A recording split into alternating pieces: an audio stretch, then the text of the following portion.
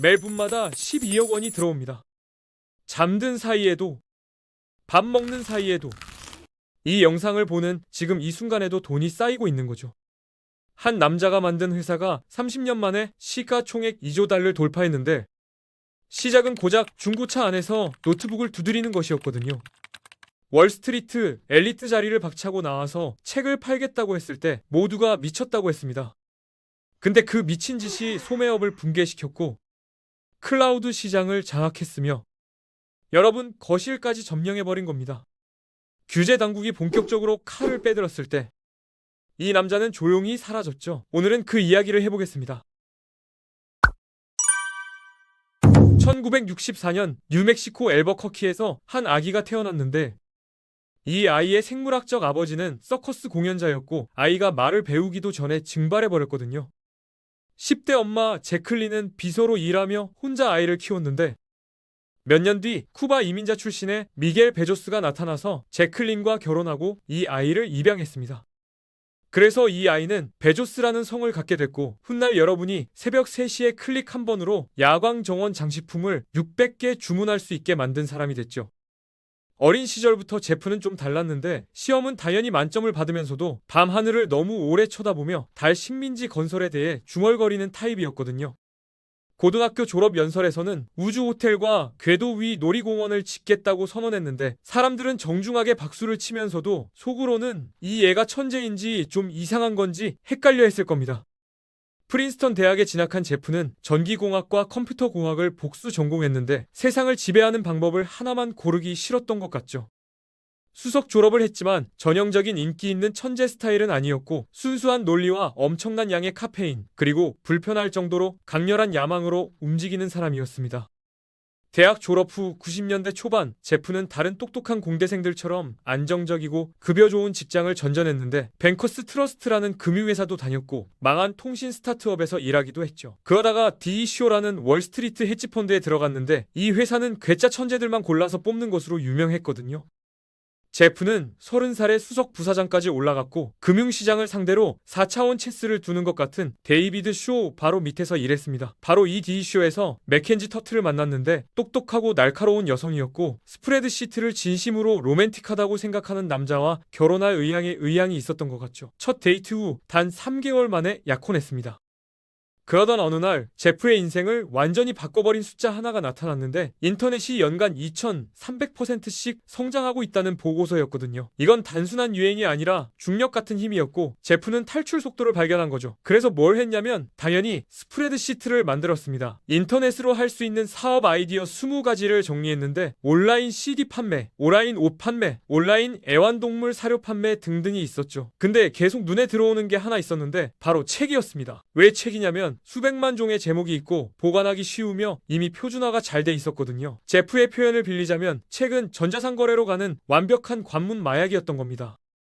문제는 제프가 이미 명망 있는 월스트리트 금융회사의 수석 부사장이었다는 거죠. 돈도 있고 명예도 있고 좋은 양복도 입고 다녔는데 어느 날 상사 사무실에 들어가서 인터넷으로 책 팔려고 그만두겠다고 말한 겁니다. 상사의 반응이 걸작이었는데 좋은 직장이 없는 사람한테는 좋은 아이디어 같네요 라고 했거든요. 제프는 논리적으로 판단해서 짐을 싸고 맥케지도 직장을 그만두게 설득한 다음 낡은 쇠볼의 블레이저를 타고 뉴욕에서 시애틀로 향했습니다.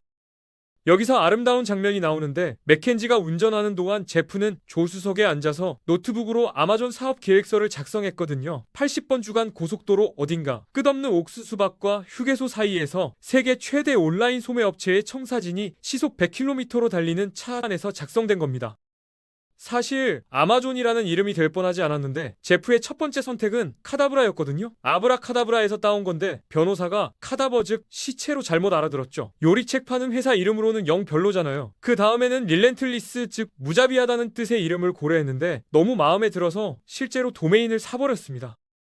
재미있는 사실 하나 알려드리면 지금도 릴렌틀리스닷컴을 치면 아마존으로 연결되거든요. 직접 해보세요. 결국 아마존으로 정했는데 이유가 있었죠. A로 시작해서 알파벳 순 목록에서 앞쪽에 나오고 세계에서 가장 큰 강 이름이니까 완벽했던 겁니다. 제프는 서점을 만들고 싶었던 게 아니라 모든 것을 파는 가게를 만들고 싶었거든요. 1994년 여름, 베조스는 공식적으로 아마존을 창립했는데 초기 자금 $10,000는 부모님한테서 받았고 나중에 알고 보니 그게 은퇴 자금이었다고 하더라고요. 사무실 세팅은 전설기였는데 문짝을 2 곱하기 4 강목에 볼트로 고정해서 만든 책상이었거든요. 단순하고 기능적이며 회사의 절약 정신을 완벽하게 상징했죠. 아낄 돈은 성장에 재투자할 수 있으니까요. 1995년 7월 웹사이트가 오픈했고 다음날 누군가가 인공지능에 관한 두꺼운 기술 서적을 주문했는데 베스트셀러는 아니었지만 시작이었죠. 그리고 주문이 계속 들어왔습니다. 초창기에 베조스는 판매가 일어날 때마다 사무실에서 종을 울렸는데 주문이 너무 많아져서 종이 계속 울려대는 바람에 그만둬야 했거든요. 몇 주 만에 미국 50개 주와 40개국 이상에서 고객들이 구매 버튼을 클릭하고 있었는데 제프는 단순한 온라인 쇼핑보다 더 깊은 무언가를 건드린 거였죠. 그가 판 건 접근성, 효율성, 그리고 가장 중요한 시간이었습니다. 그의 철학은 잔인할 정도로 단순했는데 빨리 커져라는 거였거든요. 진심이었습니다. 다듬을 시간 따윈 없었고 순수한 긴박함만 있었죠. 코드는 잠도 안 자는 사람들이 작성했고 주문은 소프트웨어를 배우면서 동시에 포장하는 직원들이 처리했습니다. 실수는 끊임없이 일어났는데 한 번은 교과서 가격이 실수로 $2,300만 표시된 적도 있었거든요. 하지만 완벽함은 목표가 아니었고 속도가 전부였습니다. 1997년 아마존이 상장했는데 여전히 수익이 없었고 월스트리트 애널리스트들은 앞으로도 수익이 날 거라고 확신하지 못했죠. 한 유명한 애널리스트는 아마존 닷토스트라고 불렀는데 망할 거란 뜻이었거든요. 하지만 베조스는 투자자들에게 다른 메시지를 전했습니다. 단기 수익이 아니라 장기 성장을 보라고요. 그를 믿은 투자자들은 나중에 상상도 못할 보상을 받게 됐죠. 이 시기에 베조스는 아마존을 영원히 정의할 무언가를 시작했는데 바로 고객 리뷰였습니다. 대부분의 소매업체에게 구매자가 자기 웹사이트에서 직접 제품을 깔 수 있게 하는 건 미친 짓처럼 보였죠. 하지만 베조스는 투명성이 신뢰를 쌓을 거고 믿었고 그게 맞았습니다.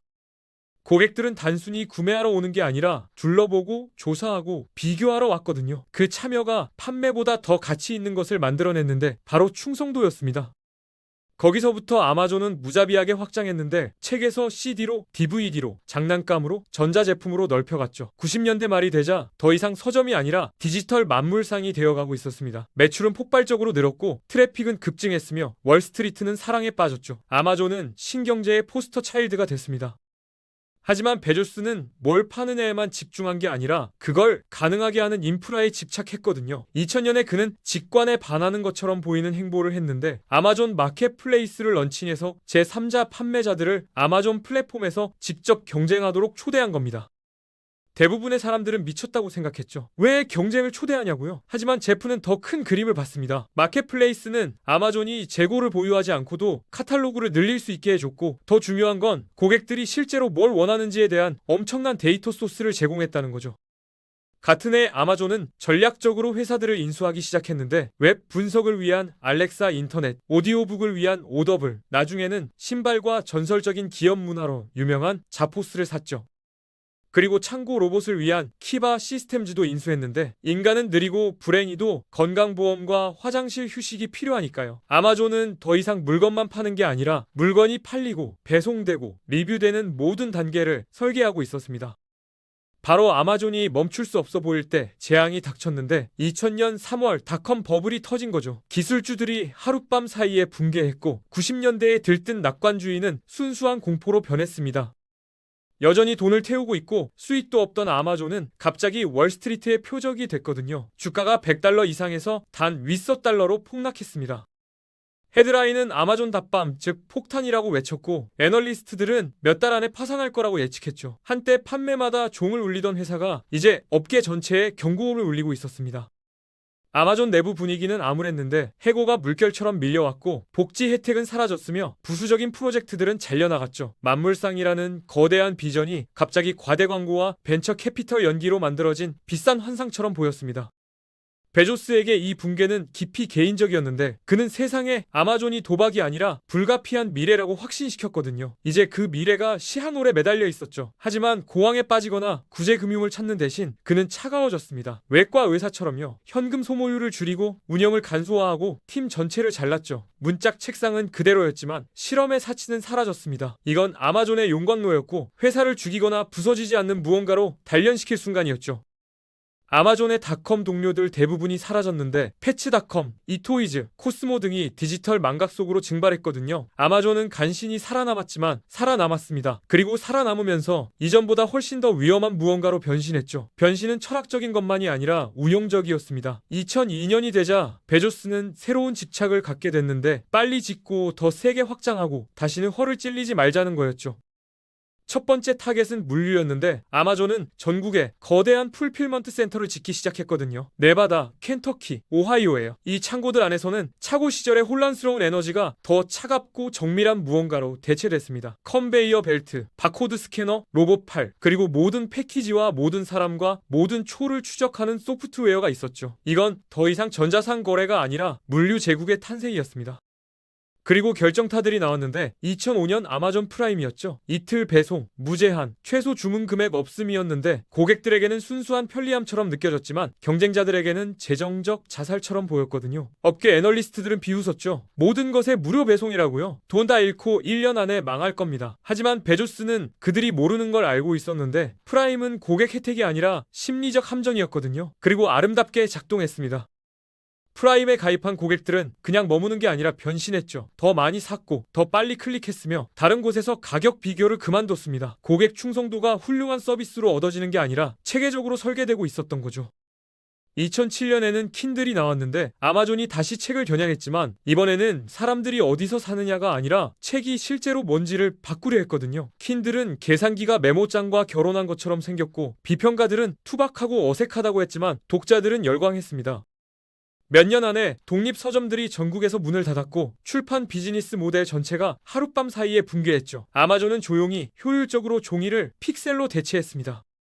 하지만 가장 큰 혁명은 거의 우연히 무대 뒤에서 일어나고 있었는데 2000년대 중반 아마존 자체 기술팀들이 회사의 폭발적인 성장을 관리하느라 익사 직전이었거든요. 그래서 뭔가 새로운 걸 만들었는데 모듈식 인프라, 유연한 저장소, 즉시 확장하거나 축소할 수 있는 탄력적 컴퓨팅 파워였죠. 그 내부 프로젝트가 아마존 웹 서비스 AWS가 됐습니다. 2006년 AWS가 조용히 대중에게 공개됐는데 내부 필요에서 시작한 게 아마존의 가장 강력한 무기 중 하나가 됐거든요. 곧 AWS가 넷플릭스, 나사, CIA를 구동하고 있었고 아이러니하게도 월마트 운영의 일부까지 구동하고 있었습니다. 회사들이 아마존의 소매 지배력에서 살아남으려고 싸우는 동안 그들은 모르고 아마존 서버를 쓰는 대가를 지불하고 있었던 거죠. 베조스는 가게만 지은 게 아니라 인터넷 전체의 백본을 지은 겁니다. 그러다가 논란이 시작됐는데 제3자 판매자들이 아마존 마켓플레이스로 몰려들면서 많은 이들이 불안한 무언가를 알아챘거든요. 잘 팔리는 제품들이 갑자기 섬뜩할 정도로 비슷한 아마존 브랜드 경쟁 제품과 마주치게 됐죠. 같은 기능, 더 낮은 가격, 더 좋은 검색 배치였습니다. 판매자들은 속삭이기 시작했고 그 다음엔 소리 지르기 시작했는데 아마존이 자체 내부 데이터를 사용해서 성공적인 비즈니스를 복제하고 자신들을 성공하게 해준 바로 그 사람들을 짓밟고 있다고요. 아마존은 잘못을 부인하며 전략이 아니라 우연이라고 했지만 외부인들에게는 플랫폼이 자기 생태계를 체계적으로 삼키는 것처럼 보였습니다. 베조스는 더 이상 경쟁자들을 이기기만 하는 게 아니라 표본처럼 연구하고 있었고 때가 됐을 때 작동하는 건 흡수하고 안 되는 건 버렸죠. 사망자 명단은 충격적이었는데 보더스, 서킷시티, 토이저러스, 라디오 수행 등 수십 년간 지배했던 소매 거인들이 하나둘씩 아마존이 만들어낸 압박 속에 무너졌거든요. 한때 건드릴 수 없다고 여겨졌던 월마트조차 경쟁하기 위해 처음부터 완전히 재건해야 했습니다. 아마존 내부의 기업 문화는 이 무자비한 효율성과 일치했는데 회의는 간결하고 구조화됐으며 엄격했죠. 파워포인트는 금지됐고 베조스는 실제 사고와 논리와 데이터가 필요한 6페이지 서면 메모를 선호했습니다. 감정이 결정을 이끄는 게 아니라 시스템이 이끌었죠. 한 임원이 회상하길 베조스의 단순한 신조는 좋은 의도는 작동하지 않는다. 메커니즘이 작동한다 였다고 하더라고요. 그의 가장 유명한 말인 당신의 마진이 나의 기회다는 단순한 멋진 슬로건이 아니라 위협이었습니다. 업계 전체가 다음아존 사례 연구가 되지 않으려고 스스로를 재구성하기 시작했죠. 시간이 지나면서 아마존은 회사에서 기계 같은 무언가로 진화했는데 모든 게 최적화됐거든요. 풀필먼트, 가격 책정, 추천 알고리즘, 심지어 고객 행동 자체까지요. 프라임은 단순히 고객을 묶어두는 게 아니라 조건화시켰습니다. 수백만 명의 사람들을 속도, 단순함, 보이지 않는 효율성을 기대하도록 훈련시켰고 일단 그 새로운 현실에 적응하면 돌아갈 수 없었죠. 그 모든 것의 중심에 베조스가 있었는데 일부는 뛰어난 엔지니어였고 일부는 군사 전략가였죠. 아마존은 더 이상 마켓플레이스가 아니라 현대 자본주의 자체에 보이지 않는 인프라가 됐습니다. 하지만 어떤 기계도 영원히 돌아가지 않고 베조스는 이미 출구 전략을 세우고 있었죠. 2010년대 후반이 되자 제프 베조스는 그냥 부자가 아니라 작은 국가만큼 부자였고 나라 전체보다 더 부유했으며 대부분의 세계 지도자들보다 더 영향력이 있었습니다. 한때 차고에서 책을 포장하던 남자가 이제 현대 생활의 거의 모든 측면에 닿는 글로벌 제국을 통제하고 있었죠. 신체적 변신도 눈에 띄었는데 괴상한 웃음에 어색한 테크 너드는 사라졌고 새로운 베조스는 대머리의 근육질이었으며 현실을 자기 의지대로 구부린 사람의 조용한 자신감을 가지고 있었습니다. 스타트업 창업자라기보다 자본주의의 최종 보스 같았죠. 2017년 홀푸드를 인수했는데 137억 달러짜리 이 인수는 단순히 유기농 식료품을 파는 게 아니라 물류를 완전히 재구상하는 것이었거든요. 하룻밤 사이에 오프라인 매장들이 배송 노드가 됐고 전통적인 계산대는 앱 기반 스캐닝으로 대체됐습니다. 고객들은 농산물을 사러 들어왔다가 효율성 실험에 무의식적인 참가자로 나갔죠. 이 시점에서 아마존은 모든 곳에 촉수를 뻗고 있었는데 워싱턴 포스트로, 뉴스에, 치와 프라이진 비디오로, 엔터테인먼트에, 아마존 케어로, 헬스케어에, 알렉사로, 스마트 홈에 들어갔죠. 하나둘씩 업계 전체가 아마존의 그림자 안에서 운영되고 있는 자신을 발견했습니다. 하지만 그 엄청난 규모와 함께 피할 수 없는 감시가 왔는데 아마존 창고 내부에서 힘든 노동 조건에 대한 보고가 나왔거든요. 불가능한 할당량, 끊임없는 감시, 탈진으로 쓰러지는 노동자들이요. 비평가들은 풀필먼트 센터를 디지털 착취 공장이라고 묘사했고 직원들은 핸드헬드 스캐너를 사우론의 팔찌라고 부르기 시작했습니다. 그런데도 어떻게든 기계는 계속 돌아갔고 주문은 여전히 제 시간에 도착했으며 시스템은 유지됐죠. 한편 규제 당국이 포위하고 있었는데 의원들이 아마존의 지배력에 대해 점점 더 큰 경보를 울리며 회사가 소규모 판매자를 짓밟고 검색 결과를 조작하며 경쟁을 파괴하기 위해 개인 판매자 데이터를 무기화한다고 비난했거든요.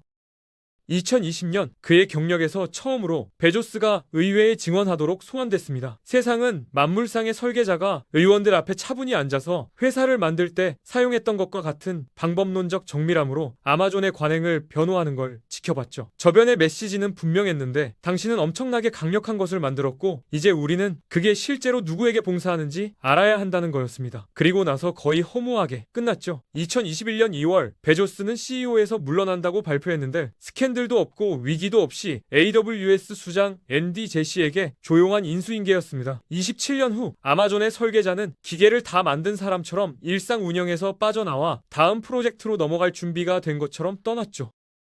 그래서 지금 뭘 하고 있냐고요? 우리처럼 링크드인 새로 고침하면서 네트워킹하는 척하고 하고 있을까요? 전혀요. 대신 그의 원래 집착이었던 우주로 방향을 틀었습니다. 수년간 조용히 자금을 대던 로켓 회사 블루 오리진이 새로운 초점이 됐는데 다른 억만장자들이 우주 관광쇼를 하며 헤드라인을 쫓는 동안 베조스는 더 크게 생각하고 있었거든요. 재사용 가능한 달사 시스템, 달 착륙선, 거대한 도 서식지를요. 그는 지구를 방문할 수 있는 아름다운 곳이라고 부르기 시작했는데 마치 주말 휴가지처럼요. 그러면서 자연스럽게 모든 중공업을 지구 밖으로 옮겨서 지구를 깨끗하게 유지하자고 제안했습니다.